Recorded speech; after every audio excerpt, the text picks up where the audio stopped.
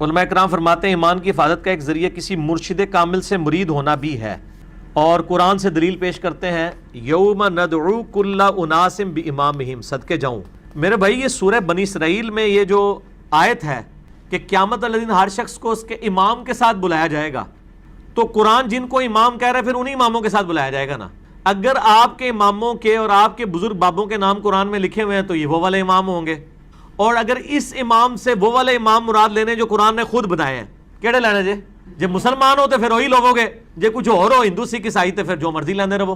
قرآن نے کیا بتایا ہے؟ قرآن نے بتا دیا کہ ہر شخص کو جو اس کے امام کے ساتھ بلایا جائے گا وہ امام کون ہوگا، وہ سورہ النساء کی آیت نمبر 41 میں ہے، جس کے کانٹیکسٹ میں میرا پورا لیکچر ہے، مسئلہ نمبر 121، قیامت والا دن بزرگ خود ہی دشمن ہو جائیں گے اپنے فالورز کے۔ اس میں میں نے یہ بتایا کہ آیت نمبر 41 جو ہے نا سورہ نساء کی، اس میں آتا ہے کہ وہ وقت کیسا ہوگا کہ اے نبی علیہ السلام جب ہم ہر امت میں سے ایک گواہ کو اٹھائیں گے اور آپ کو گواہ اٹھائیں گے اپنی امت کے خلاف۔ ہر امت میں سے ایک گواہ کون ہوگا؟ اس نبی کا، اس امت کا نبی، اور آپ کو آپ کی امت کے خلاف اٹھائیں گے لیڈرشپ کے طور پہ۔ بخاری مسلم میں اس آیت کے کانٹیکسٹ میں حدیث ہے کہ عبداللہ ابن مسعود رضی اللہ تعالیٰ عنہ سے نبی علیہ السلام نے فرمایا عبداللہ قرآن سناؤ۔ اس نے کہا یا رسول اللہ قرآن تو آپ پہ نازل ہوا ہے، میں سناؤں قرآن؟ آپ فرمایا عبداللہ مجھے دوسروں سے سن کے لطف آتا ہے۔ تو عبداللہ ابن مسعود کہتے ہیں میں نے سورہ نساء کی تلاوت شروع کی، اور تلاوت کرتے کرتے کرتے جب میں ان آیات کے اوپر پہنچا، سورہ نساء کی آیت نمبر 41 کے اوپر، آپ ذرا امیجن کریں نا جن ہستی پہ یہ آیت نازل ہوئی ہے ان کے لیے کتنے بڑا امتحان ہے۔ امت تو کہہ رہی ہے کہ جی جو کچھ بھی ہے تیرے محبوب کی امت سے ہے، اور محبوب کو اس اعتبار سے کتنی فکر ہے امت کی کہ ان کو پتہ ہی نہیں ہے کہ میں نے تو شکایت لگانی پڑ جانی ہے۔ سورۃ الفرقان کی آیت نمبر 30 ہے وقال الرسول یا ربی ان قوم اتخذوا ھذا القرآن مہجورا، نبی علیہ السلام قیامت الدن شکایت کریں گے اللہ میری قوم میری امت نے قرآن کو پیچھے پھینک دیا تھا، اور نبی علیہ السلام کو اس بات کی خود ٹینشن تھی کہ مجھے اپنی امت کے خلاف گواہی دینی پڑے گی، لیکن امت کہتی ہے اللہ جو کچھ بھی ہے تیرے محبوب کی امت سے تکی جائے گی، پتہ چل جائے گا، پتہ نہیں چلے گا لگ پتہ جائے گا۔ یہ آیت سورہ نساء کی آیت نمبر 41، اعوذ باللہ من الشیطان الرجیم۔ فَكَيْفَ إِذَا جِئْنَا مِن كُلِّ أُمَّةٍ بِشَهِيدٍ، وہ کیسا وقت ہوگا جب ہم ہر امت میں سے ایک گواہ کو، ایک امام کو کھڑا کریں گے۔ وَجِئْنَا بِكَ عَلَىٰ هَٰؤُلَاءِ شَهِيدًا، اور اے نبی علیہ السلام آپ کو گواہ کے طور پر کھڑا کریں گے ان مشرکین عرب اور آپ کے مخالفین کے خلاف۔ تو جب اس آیت پہ پہنچے تو عبداللہ ابن مسعود کہتے ہیں کہ نبی علیہ السلام نے کہا بس عبداللہ بس کرو۔ تو کہتے ہیں میں نے نگاہ اٹھا کے دیکھا تو نبی علیہ السلام کی داڑھی مبارک آنسوؤں سے تر ہو چکی کہ مجھے اپنی امت کے خلاف گواہی دینی پڑے گی قیامت والے دن۔ تو یہ امام یہ ہیں، یہ آپ کے بنائے ہوئے امام نہیں ہیں، ٹھیک ہے نا جی۔ یہ امام قرآن کی ٹرم میں تو امام، لیڈر، شہید، ٹھیک ہے جی، دائی، یہ سب ٹرمالوجیز پیغمبروں کے لیے۔ سورہ الزمر کے آخری رکوع میں پڑھ کے دیکھیں نا، جب دوزخی دوزخ میں جائیں گے نا تو فرشتوں سے پوچھے گا تمہارے اندر کوئی پیغمبر نہیں آیا تھا ڈر سنانے والا، کوئی رسول؟ وہ یہ نہیں پوچھیں گے کہ کوئی امام نہیں سی کہ جی تجھے تقلید کر لیندے۔ فرشتوں کو تو پتہ ہی نہیں ہے۔ یہ وہ اسی طریقے سے جیسے سورہ یونس میں ہے کہ اللہ تعالیٰ فرماتا ہے کہ تم اللہ کے مقابلے پہ وہ ہستیاں گھاڑ رہے ہو جو اللہ کے علم میں نہیں ہے زمین و آسمان کے اندر۔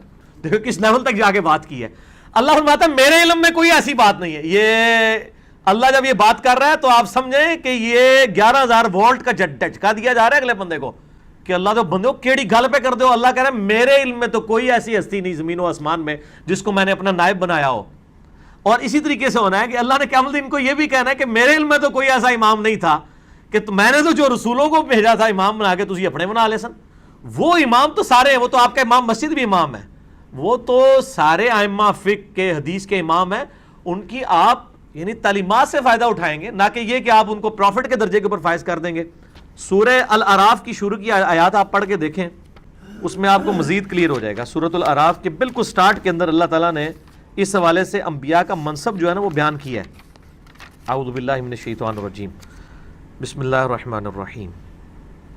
آیت نمبر 7 میں وَلَنَقُصَّنَّ عَلَيْهِمْ بِعِلْمٍ، نہیں آیت نمبر 6 فَلَنَسْأَلَنَّ الَّذِينَ أُرْسِلَ إِلَيْهِمْ، ہم ضرور پوچھیں گے ان لوگوں سے جن کی طرف ہم نے رسولوں کو بھیجا کہ بھئی رسولوں نے پیغام پہنچایا کہ نہیں۔ وَلَنَسْأَلَنَّ الْمُرْسَلِينَ، اور ہم رسولوں سے بھی پوچھیں گے بھئی تم نے پیغام میرا پہنچایا ہے کہ نہیں۔ رسولوں کو بھی پوچھا جائے گا کہ آپ نے کام کیا ہے کہ نہیں، اور جن کی طرف آئے ان کو بھی پوچھا جائے گا کہ ہاں بھی رسولوں نے پیغام پہنچایا۔ اسی لیے تو بخاری مسلم کی حدیث ہے نا، یوم النہر کا خطبہ، آپ علیہ السلام نے کیا کہا؟ اوے میں نے لوگوں اللہ کا پیغام تم تک پہنچا دیا؟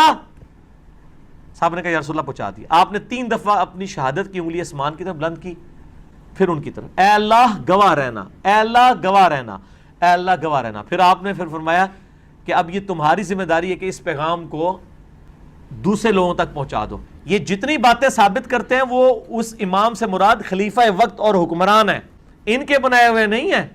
بات کہاں سے لے کے، اس میں بھی میں نے ان کو علمی پھکی دی ہے کہ بخاری مسلم میں حدیث ہے جب ایک امام کی بیعت ہو جائے اور کوئی دوسرا بیعت کے لیے آگے آئے تو اس کو قتل کر دو۔ تو پھر میں نے کہا تھا آپ ذرا پاکستان میں ذرا فیصلہ کریں کہ ہزاروں لوگ جو ہیں وہ بیعت کروا رہے ہیں، تو اب کس کو شہادت کے درجے پہ آپ نے فائز کرنا ہے اور کس کو زندہ رکھنا ہے؟ آپ خود فیصلہ کریں، کیونکہ آپ نے حدیثیں تو وہی لی ہوئی ہیں نا امام والی جو حکمران کے بارے میں، اور اس سے آپ پیری مریدی کا سسٹم ثابت کر رہے ہیں، تو پھر پورا فٹ کریں نا، میٹھا میٹھا ہپ ہپ تے کوڑا کوڑا تھو تھو، ایسا نہیں ہونا چاہیے۔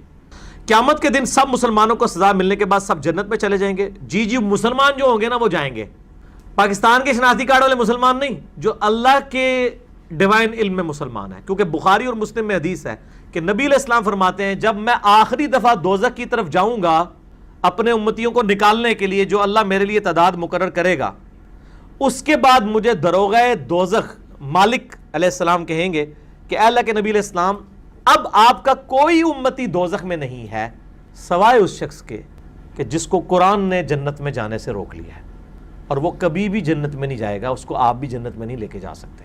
قرآن نے کس کو جنت میں جانے سے روک لیا ہے؟ قرآن سے ہی پوچھ لیتے ہیں۔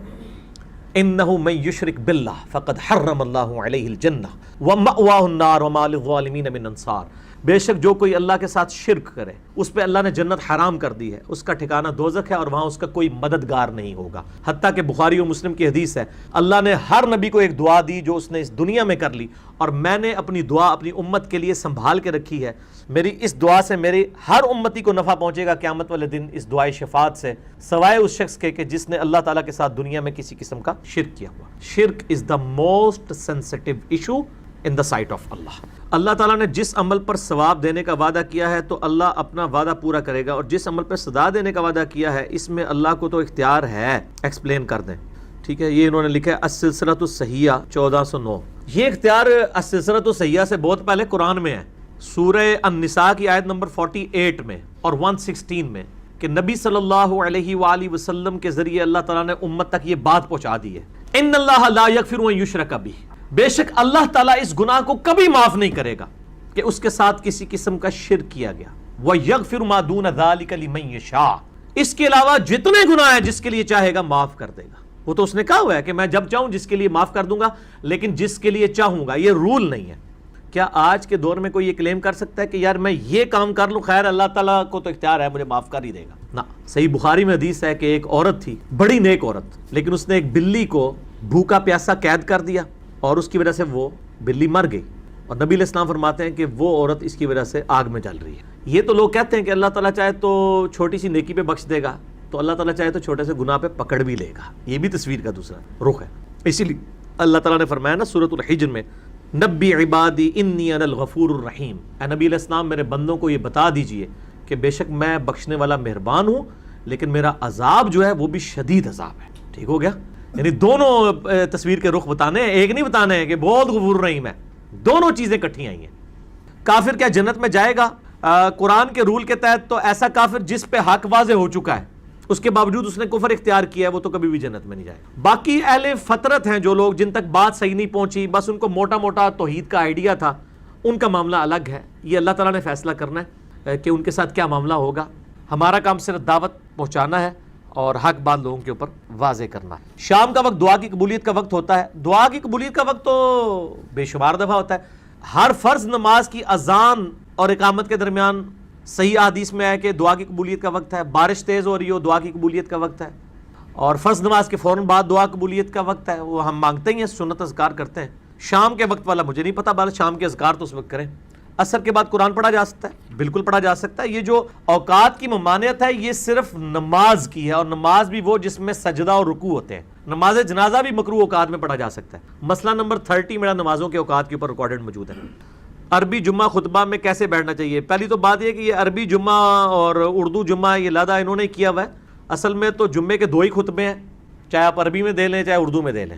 یہ جو تقریر الگ سے کی ہوئی ہے یہ بدعت ہے. میرا اس کے اوپر یوٹیوب پہ کلپ ہے, جمعے کا خطبہ دینے کا اہل کون ہے, اس پہ میں نے یہ ساری باتیں بتائی ہیں. عربی خطبہ ہو یا اردو خطبہ ہو, وہ ایک ہی خطبہ ہونا چاہیے.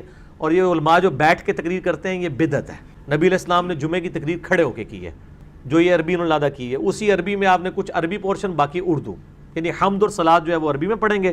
تقریر جو ہے وہ جس زبان میں آپ ہیں وہی کریں گے. ملیشیا میں ہے تو ملیشین میں کریں گے, چائنا میں ہے تو چائنیز میں کریں گے, اگر آپ یورپ میں ہیں تو انگلش میں کر لیں. بیٹھنے کا کیا طریقہ ہوگا؟ بیٹھنے کا طریقہ یہ ہے کہ امام کی طرف منہ کر کے بیٹھنا ہے, یعنی جس طرح آپ سب لوگ میری طرف منہ کر کے بیٹھے ہیں. قبلہ رخ نہیں بیٹھنا. یہ جو مشہور کیا ہوا ہے کہ پہلے خطبے میں ایسے بیٹھنا ہے, دوسرے میں ایسے بیٹھنا ہے, بالکل جھوٹ ہے.